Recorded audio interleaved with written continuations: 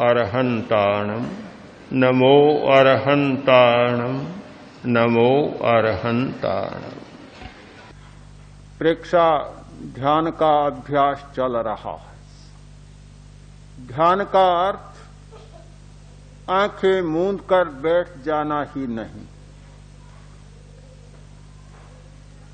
यदि वास्तविक समस्याओं से आंखें मूंद कर कोई व्यक्ति बैठ जाए तो वह ध्यान नहीं होगा। जीवन की जो ज्वलंत समस्याएं हैं, उन समस्याओं को अस्वीकार करना ध्यान का प्रयोजन नहीं है। जागतिक समस्याएं, वैयक्तिक समस्याएं, सामाजिक समस्याएं हैं, उन्हें हम अस्वीकार नहीं कर सकते और प्रत्येक युग में रही हैं। कोई भी युग समस्याओं से मुक्त नहीं रहा है। हर युग में व्यक्ति समस्याओं से जूझता रहा है और समस्याओं के बीच में जीता रहा है। समस्याओं का समाधान खोजता रहा है और उनको समाधान देता भी रहा है। जो व्यक्ति समस्याओं को स्वीकार नहीं करता, उनसे जूझता नहीं, उसका जीवन एक नपुंसक का जीवन होता है, मानवीय जीवन नहीं होता, पुरुषार्थ और पराक्रम का जीवन नहीं होता। ध्यान करने वाला जब अपनी चेतना की ज्योति को प्रज्वलित करता है, उस आग में खेलता है, वह कभी अस्वीकार नहीं करता समस्याओं को और नए समस्याओं से घबराता है। समस्याओं का समाधान करता है और उनके साथ साथ चलता है। हमारी वैयक्तिक समस्याएं हैं, हमारे अपने संस्कार हैं, हमारे कर्म हैं, हमारी वृत्तियां हैं, आंतरिक समस्याएं हैं। उन आंतरिक समस्याओं को स्वीकार करना, उन्हें समझना और उनसे निपटना सबसे पहला कदम होना चाहिए। दुनिया में कोई भी व्यक्ति ऐसा नहीं जो परिश्रम न करे। हर आदमी कोई श्रम करता है। बिना श्रम किए कोई काम चलता नहीं, परिश्रम करता है। परिश्रम करना बड़ी बात नहीं है, बड़ी बात है परिश्रम का सम्यक नियोजन करना, भली भांति उसकी व्यवस्था करना, श्रम कहाँ लगाना। श्रम तो कोई भी करता है। जज के सामने चोर खड़ा, जज ने कहा तुम बड़े विचित्र आदमी हो, एक सप्ताह में तुमने 8 चोरियां की है। सप्ताह 1 और चोरियां 8। चोर बोला हजूर ये तो मेरी आदत है, मैं कभी परिश्रम से जी नहीं चुराता। परिश्रम कौन नहीं करता? एक चोर भी तो परिश्रम करता है, वह भी तो जी नहीं चुराता, परिश्रम करता है। परिश्रम का अपना मूल्य है, किंतु केवल परिश्रम का मूल्य नहीं है। मूल्य है परिश्रम के सम्यक नियोजन का, कि परिश्रम सही दिशा में हो रहा है या नहीं हो रहा है, परिश्रम सही परिणाम दे रहा है या नहीं दे रहा है, उसका मूल्य होता है। परिश्रम का सम्यक नियोजन करना बहुत मूल्यवान बात है। हमारा परिश्रम अपने व्यक्तित्व के पुनर्निर्माण में लगे। व्यक्तित्व हमारा बना बनाया है। हर व्यक्ति जो जन्म लेता है, सामाजिक संपर्कों में जीता है, उसका एक व्यक्तित्व बन जाता है, एक उसका ढांचा बन जाता है। समाज में जो देखता है, जो सीखता है, उसे वह संजो लेता है, उसका व्यक्तित्व बन जाता है।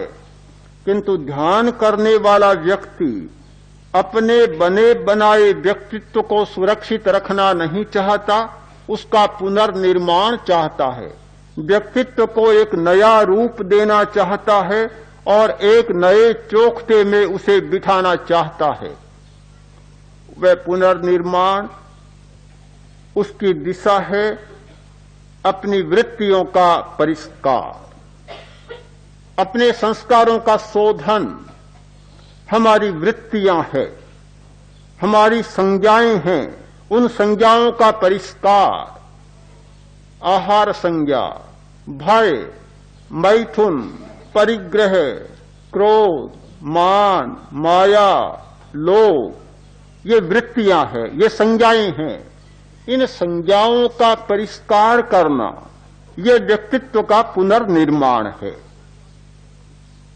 हमारा शरीर एक विचित्र है, बहुत विचित्र है हमारा शरीर। हम अपने शरीर को जानते नहीं हैं, अपने शरीर के बारे में हमें जानकारी नहीं है।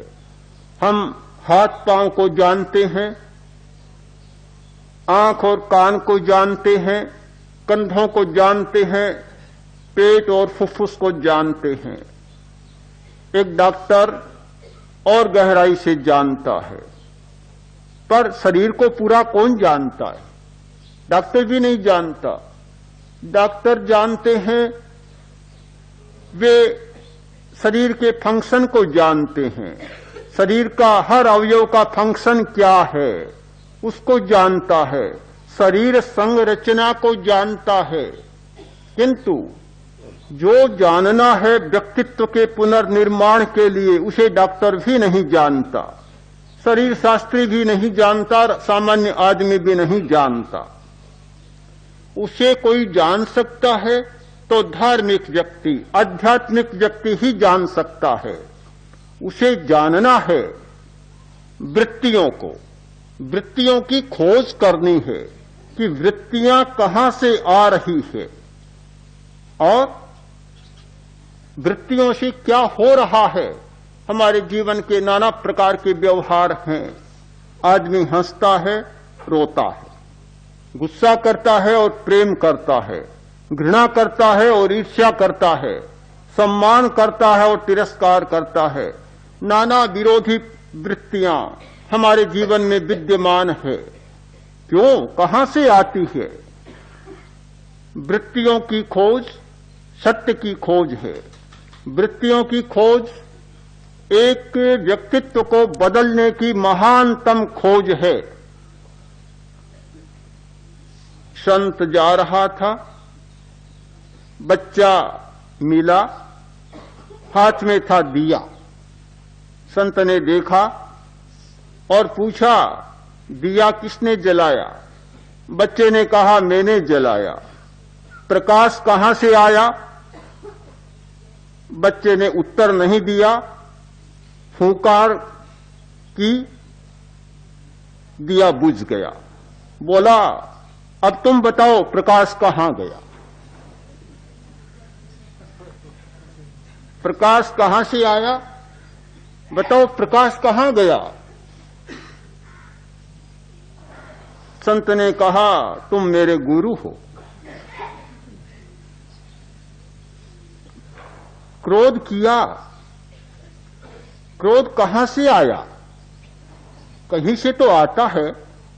मन में लालच का भाव जागा, वासना का विचार जागा, कहां से आया? खोज करनी होगी, कहां से आया? इस खोज की प्रक्रिया थी हमारा धर्म ध्यान। अपाय विचय, विपाक विचय, विचय, अपाय की खोज करो, विपाक की खोज करो, संस्थान की खोज करो। ये सारी धर्म ध्यान खोज की प्रक्रिया है। धर्म ध्यान केवल तत्वज्ञान नहीं है, वह ध्यान की एक गहरी प्रक्रिया है और उसके द्वारा ये सारे रहस्य खोजे जाते हैं। वृत्तियों की खोज एक बहुत बड़ा सूत्र है हमारे सामने।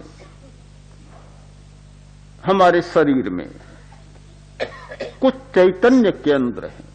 वैसे तो पूरे शरीर में चैतन्य व्याप्त है।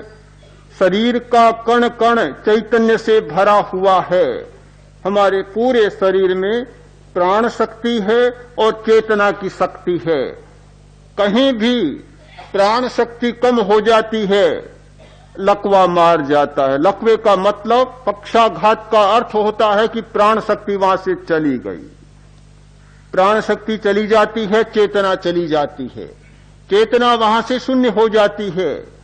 हमारा शरीर इसलिए सक्रिय है कि उसमें प्राण शक्ति का प्रवाह है और उसमें चेतना का प्रवाह है। ये दोनों प्रवाह है तब तक हमारा जीवन चलता है, और जब ये प्रवाह समाप्त हो जाते हैं तो ये जीवन की सरिता भी सूख जाती है। समूचे शरीर में चेतना है, पर चेतना का कोई केंद्र भी है। हमारे शरीर में कुछ ऐसे केंद्र हैं जो बहुत महत्वपूर्ण है और जहां सारी वृत्तियां प्रकट होती हैं, जागती हैं। वे केंद्र एक दो नहीं, सैकड़ों सैकड़ों सैकड़ों केंद्र। हठ योग के आचार्यों ने 6 चक्र माने। चक्र का मतलब चेतना का विशेष केंद्र, शक्ति का विशेष केंद्र। कुछ आचार्यों ने और ज्यादा माने। आयुर्वेद के आचार्यों ने हमारे शरीर में 150 मर्म स्थान माने, चेतना के केंद्र माने। और आज की नहीं, पुरानी पद्धति है, पर आज वह विकसित हो गई है। एक्यूपंक्चर और एक्यूप्रेशर की पद्धति में हमारे शरीर में 700 से ज्यादा चेतना के केंद्र खोज लिए। 700 से ज्यादा बहुत चेतना के केंद्र खोजे हैं। हमारा पूरा शरीर चेतना के केंद्रों से भरा पड़ा है। जिस शरीर को हमने समझ रखा है मलमूत्र का भंडार, अशुचि, अपवित्र, नश्वर और खराब खराब बातें सुनी है, पर वह परम धाम है हमारा शरीर। और उसमें चेतना के इतने बड़े महान मंदिर हैं कि जिनकी उपासना और पूजा अगर आदमी करने लगे तो उसके व्यक्तित्व का सचमुच पुनर्निर्माण हो जाए।